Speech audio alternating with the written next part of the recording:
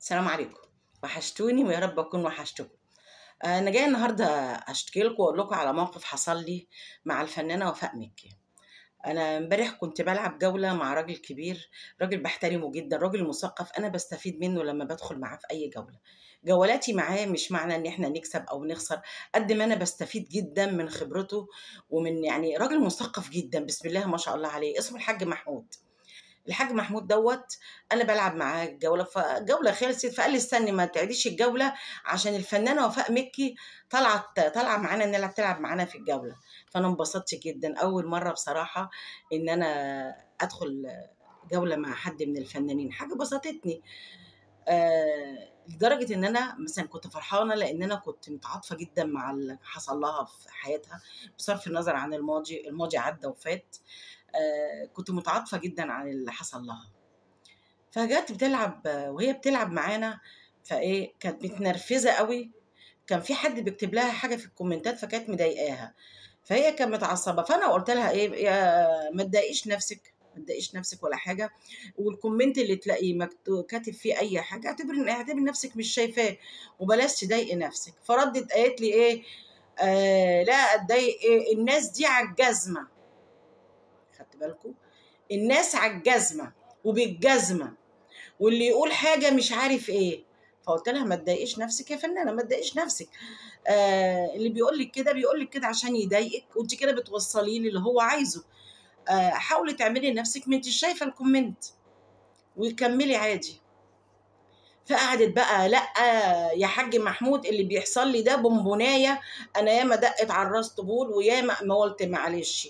هي معذوره لان حصل لها حاجات قبل كده برضو، الموقف اللي هي مرت بيه او ان كان ظلم، العلم عند ربنا، انا معرفش الحقيقه فين. فهي برضو معذوره.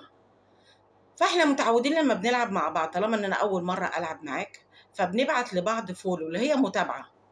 فانا بعت لها فولو فسكتنا، وبعدين قبل ما الجوله تخلص بشويه بعدين بقول لها حضرتك انا بعت لك متابعه وما ردتش عليها. قالت لي لا انا رديت لك عليها.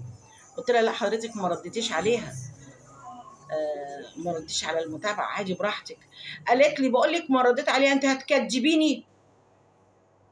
قلت لها لا اتكلمي كويس، انت بتتكلمي كده ليه؟ اتكلمي كويس لو سمحتي، وبعدين الغيها، انا مش عايزه المتابعه. يعني الناس دي مفكره نفسها ايه؟ وكويس قوي ان انا ما ردتش عليها اكتر من كده. لقيت بمنتهى قله الذوق راحت نازله وسايبه الجوله، ولا عملت اعتبار لا ليا ولا الراجل الكبارة المحترم اللي هو يعتبر مستضيفنا، لدرجه ان هو نفسه زعل.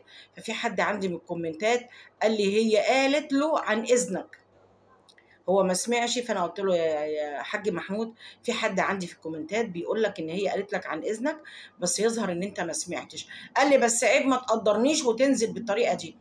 قلت له يا حاج محمود الكلام كان ليا، الاستاذه اللي مفكره نفسها ان هي من طينه تانية. انا عايزه ابلغها حاجه بس بسيطه جدا، احنا كلنا ولاد 9. لو انت اكتشفتي ان انت ولاد 19 دي حاجه تانية بقى، احنا كلنا ولاد 9. انت بقى اكتشفت ان انت من طينه تانية، الله يسهل لك، الله يسهل لك.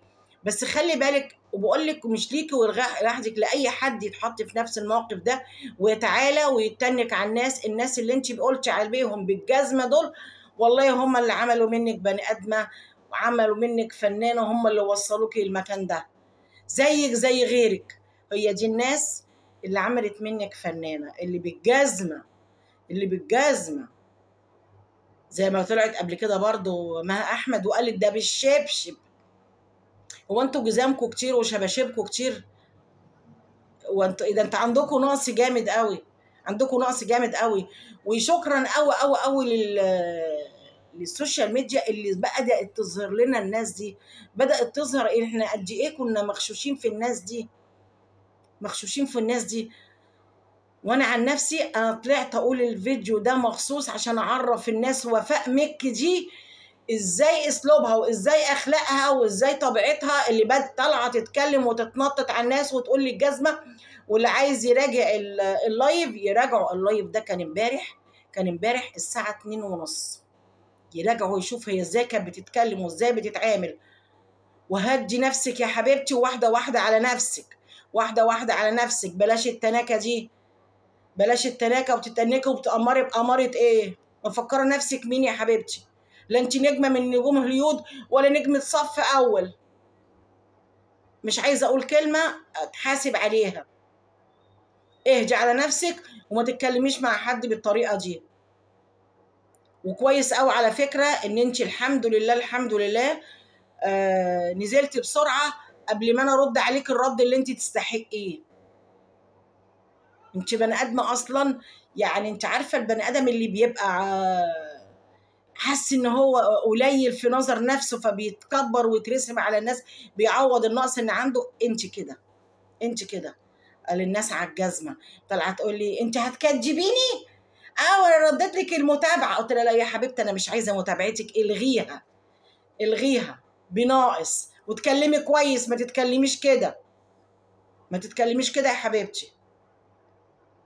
وبعدين كفايه كده عشان انا مش هقدر اتكلم اكتر من كده، عشان انا هي حرقت دم امبارح، وانا لو رديت للاسف في ناس هتزعل مني.